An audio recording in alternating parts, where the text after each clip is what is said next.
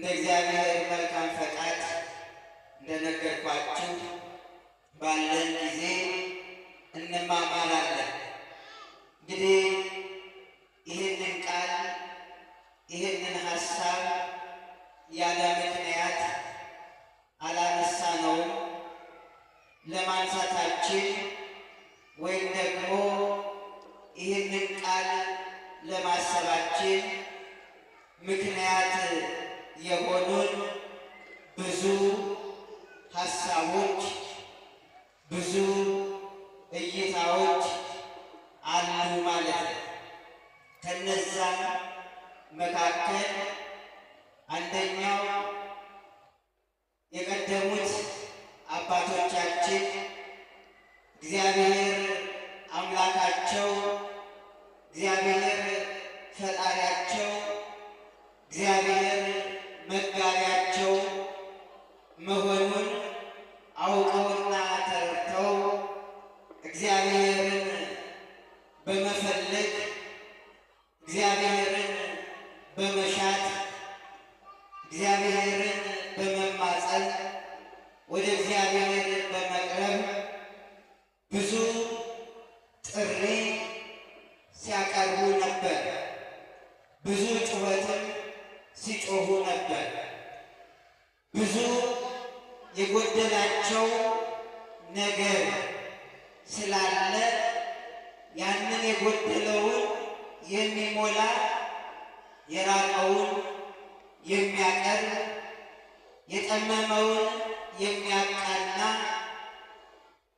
እግዚአብሔር መሆኑን አውቀው እግዚአብሔር መሆኑን ተረድተው እግዚአብሔር መሆኑን በመገንዘብ በመረዳት ብዙ ጩኸት ሲጮሁ ነበር። ያንን ጩኸት የሚሰማ እግዚአብሔር ስለሆነ ማለት ነው። የጠፋውን የሚመልስ እግዚአብሔር ስለሆነ ማለት ነው።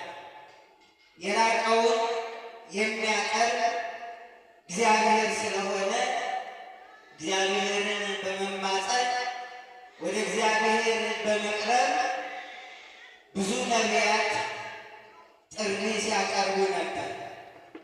በዚህም መካከል ሁላችንም እንደምናውቀው ሁላችንም እንደምንረዳው አሁን ያለንበት ሰዓት የክርስቶስን ልደት የምናይበት፣ የክርስቶስን መምጣት የምናይበት፣ እግዚአብሔር ጋር አንድ የምንሆንበት ጊዜ ወቅት እየደረሰ ስለሆነ ማለት ነው። ለዚህ ነው ብዙ ነቢያት እንደነገርኳችሁ ስለ ክርስቶስ መወለድ፣ ስለ ክርስቶስ መምጣት፣ ስለ ክርስቶስ መገለጥ ብዙ ሱባኤ ተይዟል፣ ብዙ ቀን ተቀጥሯል ማለት ነው። ነገር ግን ሐዋርያው ቅዱስ ጳውሎስ እንደተናገረው በዚህ በገላትያ መልእክቱ ምዕራፍ 4 ቁጥር 4 ላይ እግዚአብሔር የዘመኑ ፍጻሜ በደረሰ ጊዜ ከሴት ተወለደ፣ ከሴት እንዲወለድ ፈቃዱ ሆነ ብሎ ያስተምረናል፣ ይነግረናል። ለመወለድ የማን ፈቃድ መኖር አለበት? የእግዚአብሔር ፈቃድ መኖር አለበት። ለመገለጥ የእግዚአብሔር ፈቃድ ያስፈልጋል። የማይታየው እንዲታይ፣ የማይዳሰሰው እንዲዳሰስ፣ የማይጨበጠው እንዲጨበጥ፣ ረቂቅ የሆነው በግልጥ እንዲመላለስ፣ በግልጥ እንዲታይ የማን ፈቃድ መኖር አለበት? የእግዚአብሔር ፈቃድ መኖር አለበትና እነ ኢሳይያስ፣ እነ ኤርምያስ፣ እነ ዳንኤል ሌሎችም ነቢያት የክርስቶስን መምጣት ይጠባበቁ ነበረ ማለት። ከአርያም ሆነ ክንድህን እላክና አድነን። አያችሁ፣ ከአርያም ሆነ ክብርህን ሳትለቅ አምላክነትህን ሳትለቅ መለኮታዊ ባህሪህን ሳትለቅ ከአርያም ሆነ አድነን እያሉ በተማጸኑት ተማጽኖ መሰረት በጠየቁት ጥያቄ መሰረት እግዚአብሔር ከክብሩ ሳይጎድል አምላክነቱን ሳይቀይር ሰው የሆነው አምላክ የሆነው ሰው ምን አየ? ታየ፣ ተገለጠ። ይሄንን ነበር ብዙ ነቢያት ሊያዩ ወደው ግን አላዩ። ሊያዩ ወደው ነበር፣ ተመኝተው ነበር፣ ግን ምኞታቸው ምን አላለ? አልተሳካም። ለምን? ጊዜው በደረሰ ጊዜ እግዚአብሔር የሚገለጥበት ጊዜ ሲደርስ ይገለጣል። ይሁን ያለው ሲፈጸም ይሆናል፣ ይፈጸማልና ማለት ነው። ብዙ ነቢያት ሊያዩ ተመኝተው ነበር ግን አላዩ። የእነሱን ደግሞ ሊያዩ ተመኝተውም ወደውም ምኞታቸው መና እንዳይቀር፣ ቃላቸው ሐሰት እንዳይሆን፣ ውሸት እንዳይሆን በጊዜው ጊዜ ምን አለ? ተወለደ። ከማን? ከድንግል ማርያም። ቅድመ ዓለም ያለ እናት፣ ድህረ ዓለም ደግሞ ያለ አባት ከድንግል ማርያም ከሥጋዋ ሥጋ ከነፍሷ ነፍስ ነስቶ የማይታየው ታየ፣ የማይዳሰሰው ተዳሰሰ፣ የማይጨበጠው ተጨበጠ። ለዚህ ነው ሊቃውንቱ ያንን ነቢያት የተናገሩትን ሲተረጉሙ ሲያብራሩ ምን አሉ? እኛ ግን አየነው፣ ዳሰስነው፣ ከእርሱም ጋር አብረን በላን፣ ጠጣን። እያችን ሊቃውንቱ ሲያመሰጥሩት ያ ነቢያት አርቀው ሲያዩት የነበረው ነቢያት ይወርዳል ይወለዳል ብለው ትንቢት ሲናገሩ የነበረው ትንቢታቸው ምን አለ? ተፈጸመ፣ አማናዊ ሆነ ማለት። እውነተኛ የእግዚአብሔር ሰዎች እግዚአብሔር በእነሱ ላይ አድሮ የሚናገሩ መሆናቸው በእርግጥ ተረጋገጠ፣ ታወቀ ማለት። ስለዚህ ከነዚህ ነቢያት መካከል አንዱ ደግሞ ነቢየ እግዚአብሔር ቅዱስ ዳዊት ነው ማለት ነው። ምንድን ነው ያለው? እግዚአብሔር አምላኩ የሆነለት ሕዝብ ምንድን ነው? ብፁዕ ነው፣ ምስጉን ነው፣ ክቡር ነው፣ የተቀደሰ ነው። ምክንያቱም እግዚአብሔርን ያያልና ከእግዚአብሔር ጋር ይኖራልና እግዚአብሔርን ደግሞ ከእርሱ ጋር ይኖራልና ማለት ነው። እግዚአብሔር ከእርሱ ጋር ይኖራል፣ ሰውም ደግሞ ከእግዚአብሔር ጋር ይኖራል ማለት ነው። ለዚህም ቅዱስ ጳውሎስ እንዘ እግዚአብሔር ምስሌነ መን ይቃወመነ፣ እግዚአብሔር ከእኛ ጋር ከሆነ ማን ይቃወመናል? ማን ያሸንፈናል? ብሎ ቅዱስ ጳውሎስ ተናገረ፣ ተረጎመ ማለት ነው። እንዘ እግዚአብሔር ምስሌነ፣ እግዚአብሔር ከእኛ ጋር ከሆነ ተራራውን ማፍረስ እንችላለን፣ ከእስር ቤት መውጣት እንችላለን፣ ከጨለማ ወደሚደነቅ ብርሃን መሸጋገር እንችላለን። ምክንያቱም እግዚአብሔር በባህሪው ምን ስለሆነ? ብርሃን ስለሆነ። እግዚአብሔር ከእኛ ጋር ከሆነ ጨለማው አያስፈራንም። እግዚአብሔር ከእኛ ጋር ከሆነ በሞት ጥላ እንኳን መካከል ብንሄድ ምን አይሆንም? ሞት አያስፈራንም። ምክንያቱም ከሞት በኋላ እኛ ምን አለን? ሕይወት አለንና ማለት ነው። ከሞት በኋላ እኛ ምን አለን? ሕይወት አለን። የሰራን እግዚአብሔር ዘላለማዊ የሆነው አምላክ ስለሆነ ማለት ነው። እግዚአብሔር አምላኩ የሆነለት ሕዝብ ምንድን ነው? ብፁዕ ነው፣ ንዑድ ነው፣ ክቡር ነው አለ። ዳዊት ምን ብሎ ነበር?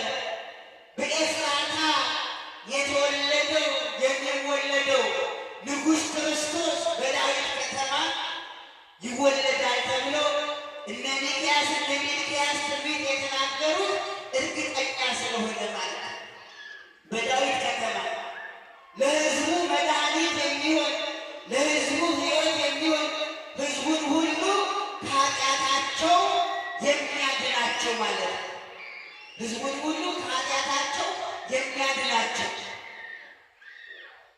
ከኃጢአት የሚያድን አምላክ እግዚአብሔር፣ ኃጢአትን የሚያስወግድ የሆነው እግዚአብሔር፣ ብርሃን የሆነው እግዚአብሔር፣ ሕይወት የሆነው እግዚአብሔር፣ አምላኩ የሆነለት ሕዝብ እሱ ብፁዕ ነው።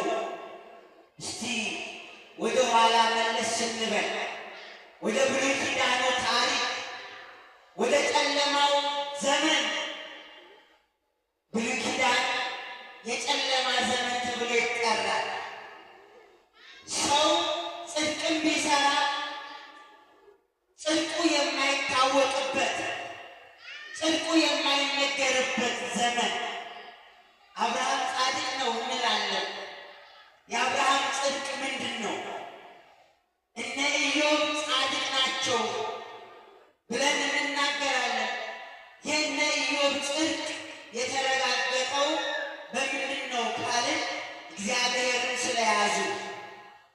ብፁዕ ሕዝብ ዘእግዚአብሔር አምላኩ፣ እግዚአብሔር አምላኩ የሆነለትን እሱ ምንድን ነው? ብፁዕ ነው ስለሚል ቃሉ ማለት ነው። እና ይሄ የጨለማው ዘመን ሰው ጽድቅን ቢሰራ ጽድቁ የደም ጨርቅ የሆነበት ዘመን ነበረ። ያዘን የደም ጨርቅ እነ ኢሳይያስ በመጋዝ እንደ ሽንኩርት እንደ ጎመን ቢቀረደዱ ቢከተፉ ያንን ጨለማውን ሊያስወግዱ አልቻሉም። ብርሃንን ሊያመጡ አልቻሉም። ለሌላው አይደለም ለራሳቸው መሆን አልቻሉም። አያችሁ፣ ጻድቅ ቢሆኑ ለራሳቸው ለሌላው ሰው አይደለም ለራሳቸውን እንኳን ማዳን መታደግ አልቻሉም ማለት ነው።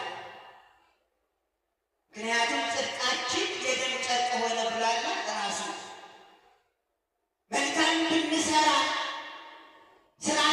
በስራችን ነፃ ልንወጣ አልቻልንም።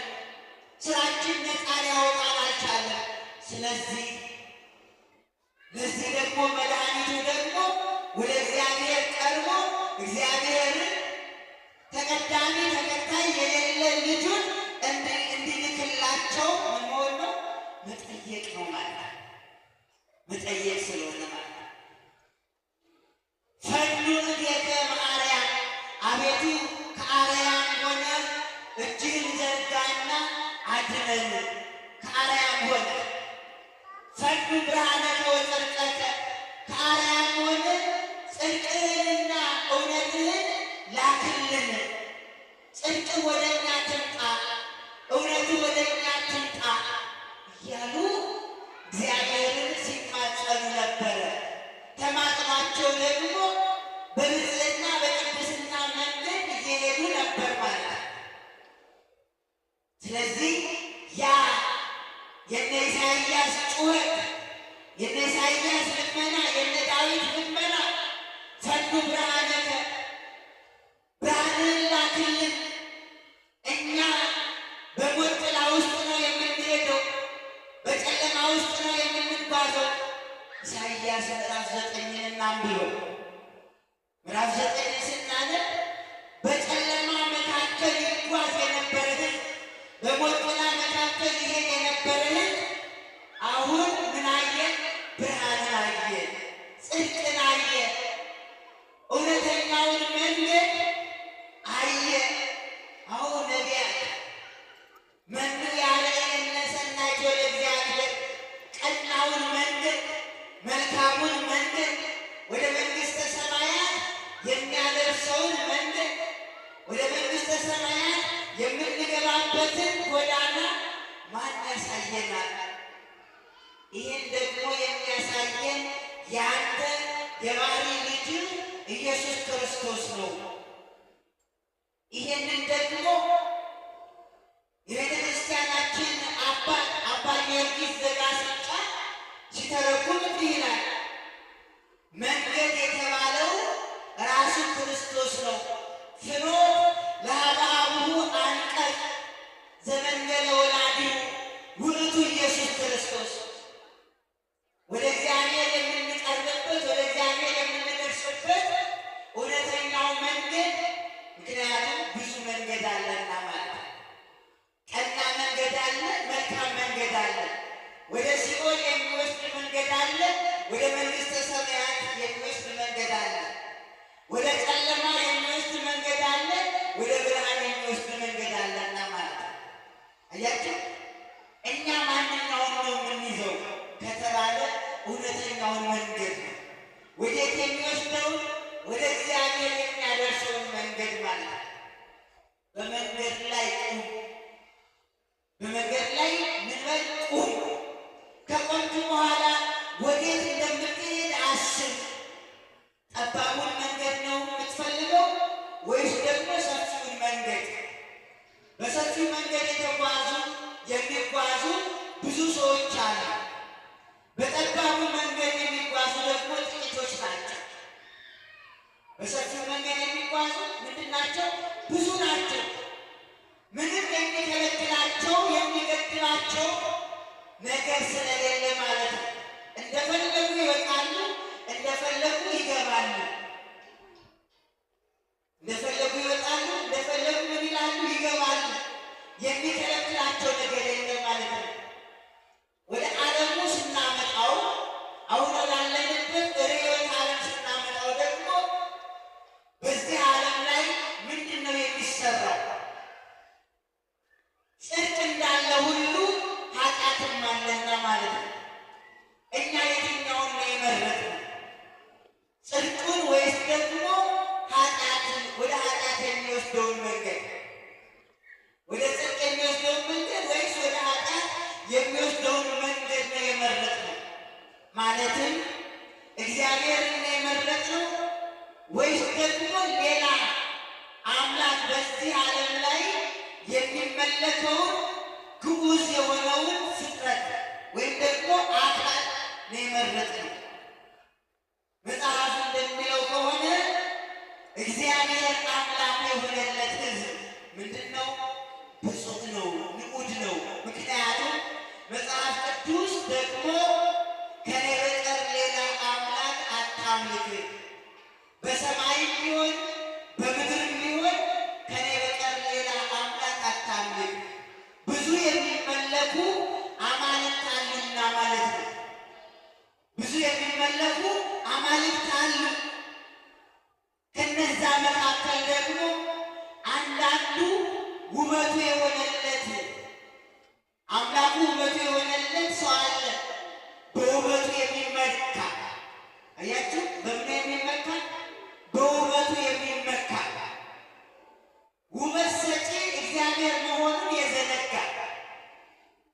አያችሁ፣ እኛ እኮ የሚገርመው ነገር እግዚአብሔር ስለ ስነ ፍጥረት ስንማር ከኔ ጋር ናችሁ? ስለ ስነ ፍጥረት ስንማር እግዚአብሔርን ከባልቴት ሴት ጋር የስነ ፍጥረት ምሁራን ያነጻጽሩታል። አንዲት ባልቴት ሴት ድግስ ስታዘጋጅ ብዙ የሚያስፈልጋትን ቅመማ ቅመሞች በተለያየ መልኩ የሚያስፈልጋትን ማለት ነው። በተለይ እናቶች ታውቁታላችሁ ለድግስ ምን አይነት ዝግጅት እንደሚያስፈልግ ማለት ነው። ያንን የምታዘጋጀው ዝግጅቷ አምሮላት ጣፍጦላት ሰው እንዲመገብላት ነው የእሷ ዓላማ ማለት ነው። እግዚአብሔር አዳምን ሲፈጥር በመጀመሪያው ቀን አይደለም የፈጠረ፣ በመካከለኛው ቀንም አይደለም የፈጠረ። እግዚአብሔር አዳምን የፈጠረው በመጨረሻው ቀን ነው። መቻልኳችሁ? ማለት ነው። ምን ማለት ነው? ስነ ፍጥረታትን ፈጥሮ ከጨረሰ በኋላ ማለት ነው። እንግዲህ የስነ ፍጥረት ትምህርት እንደሚያስተምረን አንዳንዶቹ በዘፈቀደ ወይም ደግሞ ይሁን ተብለው የተፈጠሩ ፍጥረታት አሉ። አንዳንዶቹ በዝምታ የተፈጠሩ ፍጥረታት አሉ አይደል? በዝምታ የተፈጠሩ እንዲሁም ደግሞ ይሁን ተብለው የተፈጠሩ ፍጥረታት አሉ።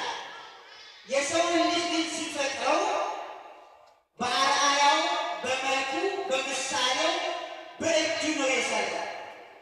በእጁ ዳሶ የጎደለውን ነገር አስተካክሎ ዳሶ ነው የሰራው። ይሄ ቀረሽ ሳይባል ማለት ነው። ነገር ግን እኛ በውበት ላይ ውበት እንጨምራለን እያለን ውበት አምላካችን የሆንን ሰዎች አለን ማለት ነው። ወደ ዋናው ሀሳብ ስንመለስ የባልቴቷን ሴትና የእግዚአብሔርን እናውጣውና ምን ለማለት ነው? ያችን ባልቴት ያዘጋጀችው ነገር ሁሉ ደፋ ቀና ብላ አዘጋጅታ ለሰው እንዲበላ ወይም ደግሞ እንዲጠጣ ታቀርባለች ማለት ነው። እግዚአብሔር ስነ ፍጥረታትን ሁሉ ለአዳም የሚያስፈልገው ልክ እንደ ባልቴቷ ሴት የሚያስፈልገትን ቅመማ ቅመም በአጠቃላይ ንጥረ ነገሮችን አዘጋጅታ ቀምማ አይደል ያቀረበችው። እግዚአብሔርም አዳምን ሲፈጥረው የሚያስፈልገውን ነገሮች ሁሉ አሟልቶለት ነው የፈጠረው ማለት ነው። ምን ማለት ነው? የሚበላውን፣ የሚጠጣውን፣ የሚተዳደርበት ቁጭ እንዲልም አይደለም የፈጠረው እግዚአብሔር አዳምን ማለት ነው። ገነትን እንዲሰራ፣ እንዲያበጃት፣ እንዲንከባከባት፣ በውስጧ ያሉትን እጽዋት እንዲንከባከብ ቁጭ እንዲል ሳይሆን የተፈጠረው ማለት ነው፣ እንዲሰራ ማለት ነው። የሚበላውን ነገር ሁሉ አዘጋጅተለታል ማለት ነው። አያችሁ፣ በዚህ ንጽጽር ማየት እንችላለን ማለት ነው፣ ወደ ስነ ፍጥረት ታሪክ ትምህርት ስንሄድ ማለት ነው። ስለዚህ ይህንን በዚህ ላይ እንግታውና እናቁመውና እግዚአብሔር አምላኩ የሆነለት ሕዝብ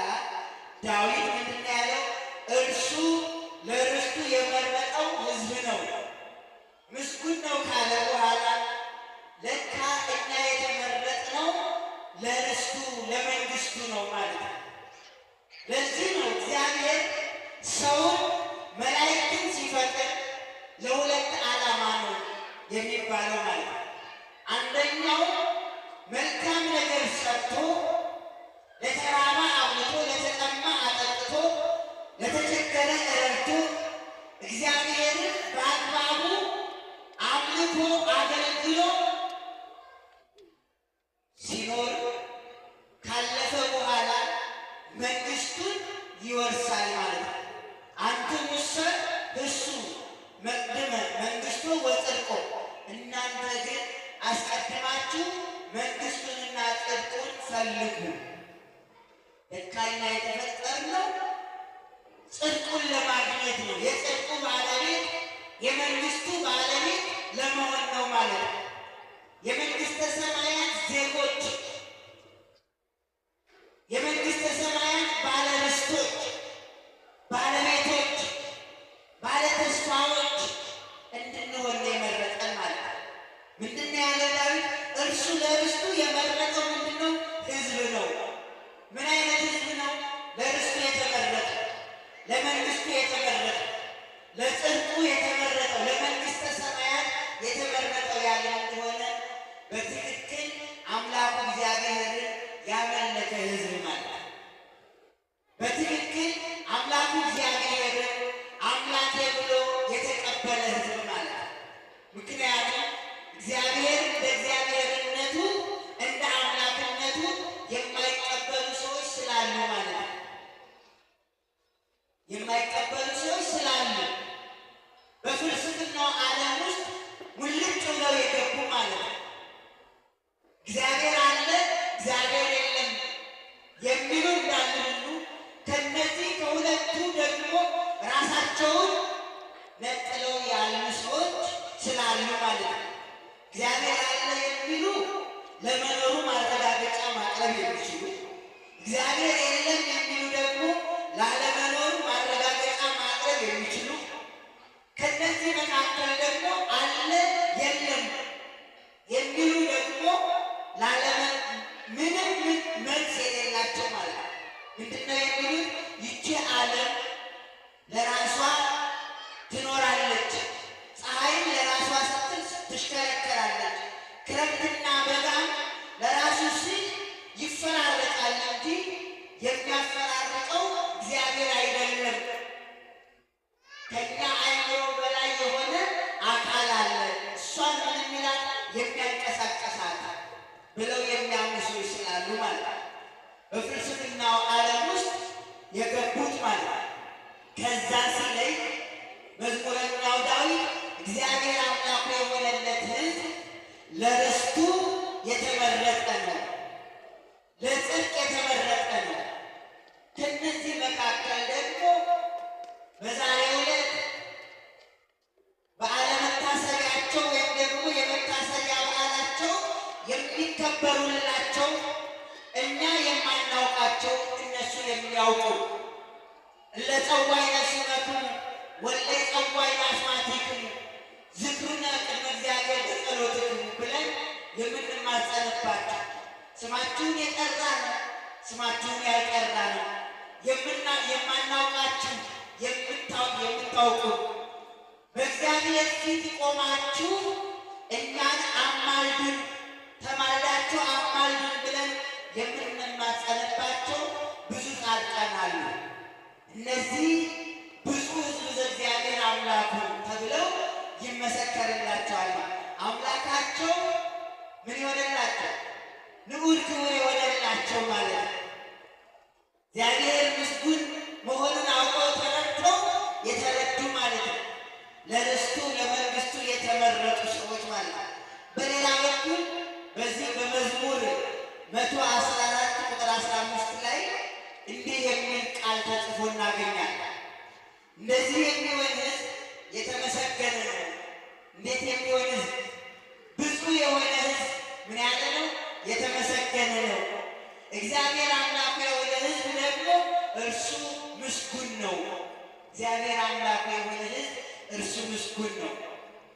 የተመሰገነ ሕዝብ፣ የተባረከ ሕዝብ፣ የተቀደሰ ሕዝብ። ይሄ እግዚአብሔር ንጉሥ መሆኑን ያወቀ ሕዝብ እሱ ምንድን ነው? ንዑድ ነው፣ ክቡር ነው እያለ ዳዊት ያስተምረናል። በሌላ በኩል በዚህ ኦሪት ዘዳግም ምዕራፍ 7 ቁጥር 6 ላይ ለአምላክህ ለእግዚአብሔር አንተ ቅዱስ ሕዝብ ነህና፣ ለአምላክህ ለእግዚአብሔር አንተ ምን አይነት ሕዝብ ነህ? ቅዱስ ሕዝብ ነህ፣ የተመረጥህ ሕዝብ ነህ። ምክንያቱም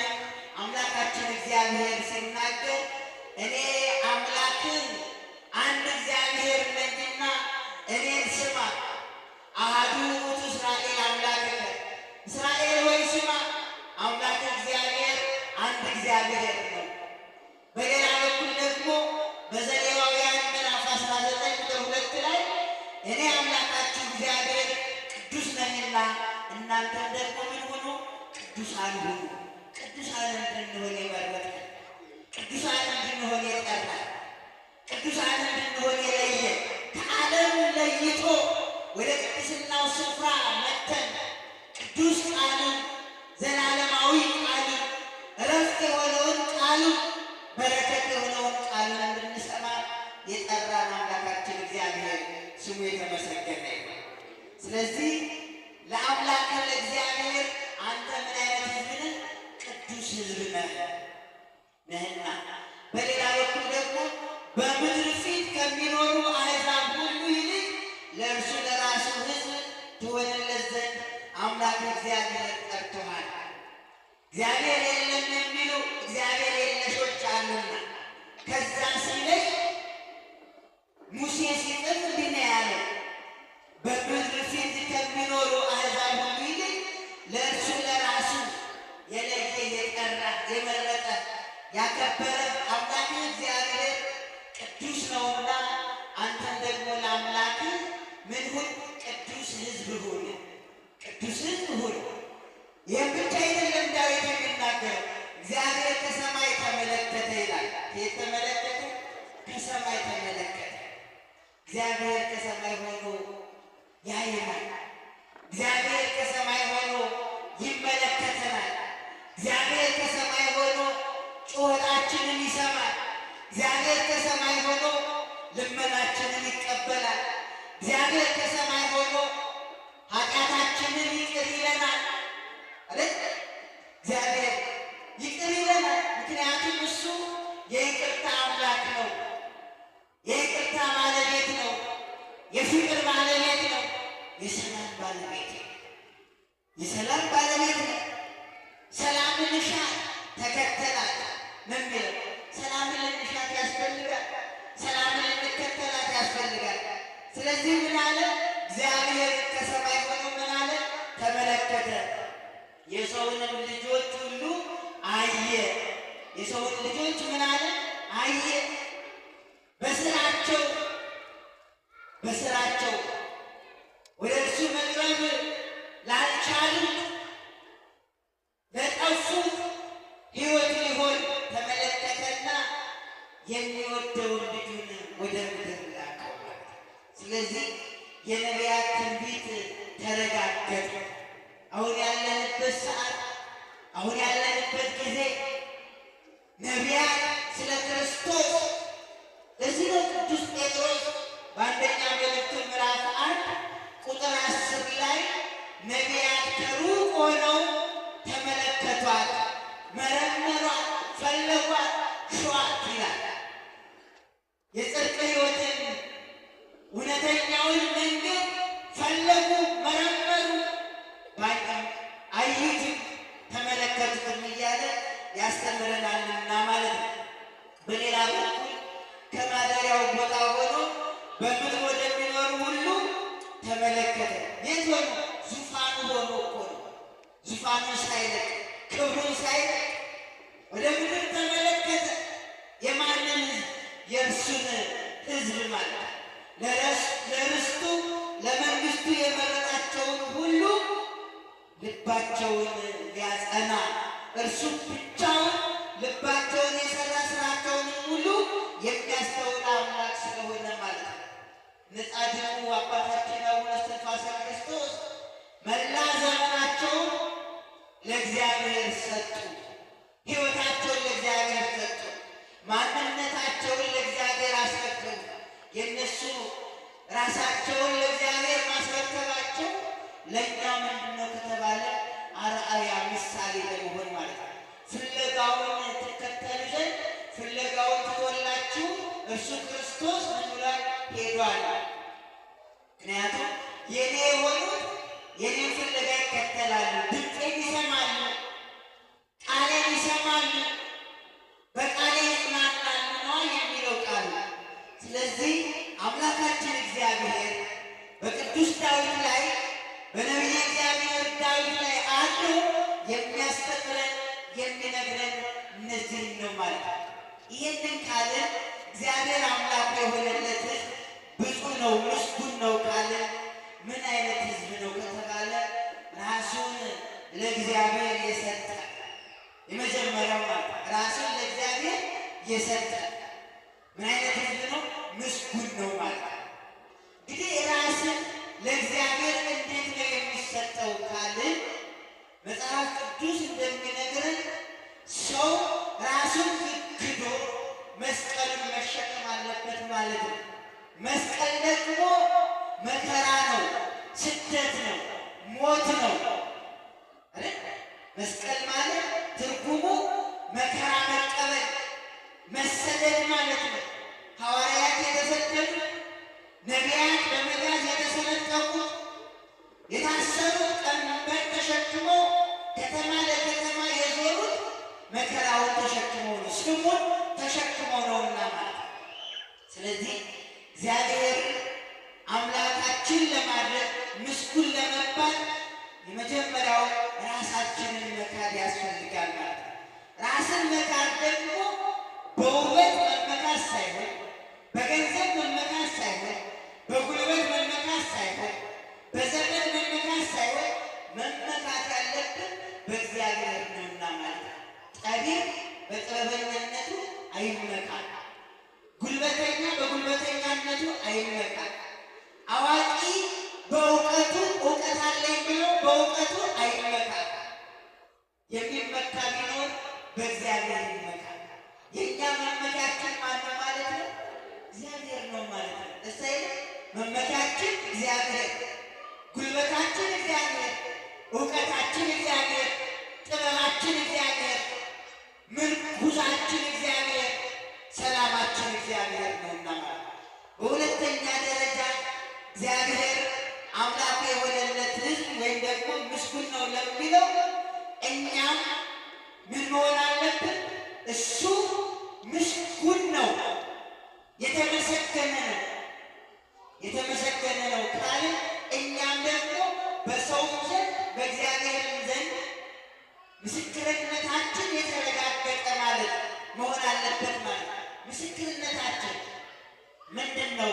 ምስክርነታችን ካለ በሰው ፊት የሚመሰክርልኝ እኔ ደግሞ በሰማያዊ በአባቴ ፊት እመሰክርለታለሁ። በሰው ፊት የሚክደኝ እኔ ደግሞ በሰማያዊ በአባቴ ፊት እክደዋለሁ። ለካ ቅዱሳን ጻድቃን በነገሥታት ፊት ቆመው በእውነት ያለ ሐሰት እግዚአብሔር ወልድ ኢየሱስ ክርስቶስ የእግዚአብሔር የባህሪ ልጁ ነው፣ በእነሱ ዘንድ በአብ በወልድ በመንፈስ ቅዱስ ዘንድ መቀዳደል መበላለጥ የለም። ይህንን ዓለም በመመገብ ይህንን ዓለም በመፍጠር ይህንን ዓለም በማሳለፍ ይህንን ዓለም በማኖር በአብ በወልድ በመንፈስ ቅዱስ ስም ምን የለም? መበላለጥ መቀዳደል የለም ብለው ነገሥታትን መኳንንቱን ሳያፍሩ ስለመሰከሩ ምስክርነታቸውን ወጥተዋል። ምስክርነታቸውን አረጋግጠዋል። በሰው ፊት የሚመሰክርልኝ እኔ ደግሞ በሰማያዊ በአባቴ ፊት መሰክርለታለሁ። የሚክደኝስ እኔም እክደዋለሁ፣ አላውቅም እለዋለሁ ማለት ነው። ምክንያቱም ወንጌል የሚጠቀለለው በኑኃቤና በቡሩክ ነው ማለት ነው። እናንተ የአባቴ ቡሩካን ወደ እኔ ኑ፣ ዓለም ከተፈጠረ ጀምሮ የተዘጋጀላቸው መንግሥተ ሰማያት ምን ውረሱ። ለርስቱ ነዋ የመረጠን፣ ለመንግሥቱ ነዋ የመረጠን። ያዛ ግቡ፣ የእሱ የሆኑትን ያስገባል፣ እነዛን ደግሞ አላውቃቸውም ከኔ ወግዱ ይላቸዋል ማለት ነው። ዓለም ከተፈጠረ ጀምሮ ወደ ተዘጋጀው ትሉ የማያንቀላፋ እሳቱ የማይጠፋ እረፍት ወደሌለበት ሂዱ ይላቸዋል ማለት ነው። ስለዚህ ያንን ከዛ ለመዳን በሰው ፊት ስለ እግዚአብሔር ምን መሆን ያስፈልጋል? መመስከር ያስፈልጋል ማለት ነው። በሦስተኛ ደረጃ ብፁዕና ብፅዕና የሚያሰጠው ታማኞች ሆነን ስንገኝ ነው ማለት ነው። ለምን ነው ለቃሉ ታማኞች መሆን ያስፈልጋል። ለምን አልኳችሁ? ለቃሉ ታማኞች መሆን፣ ለቃሉ ታማኞች፣ ቃሉ የሚለውን መቀበል ያስፈልጋል ማለት ነው። ቃሉ ምን ይል ነበረ? ነቢያት ይወርዳል ይወለዳል ብለው ቃል ተናገሩ። ያ ቃል ደግሞ እውነተኛው ቃል እግዚአብሔር ወልድ መሆኑን ቅዱሳን ሐዋርያት ነገሩ። ከነሱ በኋላ የተነሱ አባቶች አመስጥረው አምልጠው አስፍተው አስተማሩ ማለት ቃል የተባለው እግዚአብሔር ወልድ ኢየሱስ ክርስቶስ ነው። ቅድመ ዓለም የነበረው ከአብ ጋር ከመንፈስ ቅዱስ ጋር ትክክል የሆነው አምላክ ቃል የተባለ እርሱ መሆኑን ለቃሉ ታማኝ መሆን ማለት ይሄ ነው ማለት ነው። እነዚህ አይነት ሰዎች እግዚአብሔር አምላካቸው የሆነላቸው ምስጉኖች ናቸው ማለት ነው። በሌላ በኩል በተስፋው መኖር ማለት ነው። እኛ ክርስቲያኖች በተስፋ ነው የምንኖረው። ተስፋችን ደግሞ ምንድን ነው ከተባለ መንግሥተ ሰማያትን መውረስ ነው ማለት ነው። ወንሴፎ ትንሣኤ ሙታን የሚመጣውን ሕይወት ምን ማድረግ? ተስፋ ማድረግ ማለት ነው። የሚመጣውን ሕይወት ምን ማድረግ? ተስፋ ማድረግ። እኛ ተስፋችን በዚህ ምድር የሚያከትም የሚቀር ሳይሆን ተስፋችን ዘለቄታ ያለው ተስፋ ነው ማለት ነው። የማይጠፋ ተስፋ ነው ማለት ነው። በሰው የማይሰጥ ተስፋ፣ በሰው የማይነጠቅ ተስፋ፣ ራሱ ተስፋ ኢየሱስ ክርስቶስ ማለት ነው። ተስፋችን እሱ ነው ማለት ነው። ስለዚህ ዳዊት በመንፈስ ቅዱስ መነጽርነት አይቶ ስለምን ነገረ ካልን ስለ ተስፋ ነገረ፣ ስለ ቃሉ ነገረ፣ ስለ ምስክርነት ነገረ አይደለ? ስለ ምስክርነት በቃ ለቃሉ ታማኝ መሆንን አስተማረን ማለት ነው። ለቃሉ ታማኝ ስለሆነ እኮ ነው ዳዊትም ያንተን ቃል ብቻ ምን ትላለች? አንተን ተስፋ ታደርጋለች። አንተን ተስፋ የሚያደርጉ ደግሞ አያፍሩም፣ አይራቡም፣ አይጠሙም፣ አይጎሳቆሉም ነው የሚለን። ማንን ተስፋ የሚያደርጉ? አንተን ተስፋ የሚያደርጉ። ለዚህ እኮ ነው ወይዜኒ መኑ ተስፋዬ፣ አሁንስ ተስፋዬ ማን ነው? አኮኑ እግዚአብሔር፣ እግዚአብሔር አይደለም ምን ይላል? የእኛ ተስፋችን ማን ነው? እግዚአብሔር። በተስፋው እንድንኖር፣ በሕይወት እንድንኖር፣ በቃሉ ታንጸን እንድንኖር፣ ለቃሉ ታማኝ ሆነን እንድንኖር አምላካችን እግዚአብሔር ይርዳል። እግዚአብሔር አምላኩ የሆነለት ሕዝብ ምንድን ነው? ምስጉን ነው። እርሱም ደግሞ ለርስቱ ምን ያለው? የመረጠው ያዘጋጀው። በዚህ ቃል አድሮ ያስተማረን የመከረን የቅዱሳን አምላክ ቅዱስ እግዚአብሔር ስሙ የተመሰገነ ይሁን። እግዚአብሔር ይስጥልን።